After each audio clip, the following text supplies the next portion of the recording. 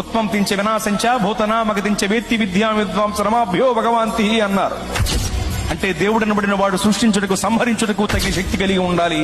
భూత భవిష్యత్ వర్తమాన కాల విషయములను ఎరిగి ఉండాలి. ఈ అర్హతలు కలిగిన వాడే దేవుడు అని భావం. ఈ రెండు అర్హతల్లో మొదటి అర్హత సృష్టించటానికి సంహరించటానికి కావలసిన శక్తి మహాశక్తి. అంటే మహాశక్తి కలిగిన వాడే దేవుడు, అనగా మహాశక్తివంతుడే దేవుడు. మరి మహాశక్తివంతుడు ఎవరు?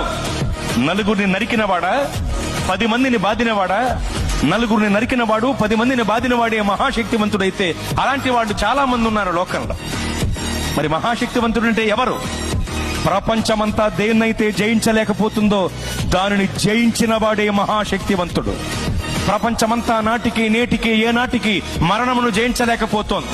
మరణమనే మహమ్మారి మర్యాద లేనిదై మానవ జాతిపై విరుచుకుబడి మరణ మృదంగాన్ని మ్రోగిస్తూ విజయ వికటట్టహాసం చేసి వెర్రవీగుతుంటే మరణమనే మహమ్మారి యొక్క పీచమణిచి దాన్ని ముళ్ళు విరిచి మరణమును జయించి తిరిగి లేచిన మహాశక్తివంతుడు యేసు ప్రభువు వారు మాత్రమే. ఓ మరణమా నీ ముళ్ళు ఎక్కడ, నీ విజయం ఎక్కడ? నీ ప్రభువు అడిగితే మృత్యువుకు ముచ్చెమటలు పట్టాయి.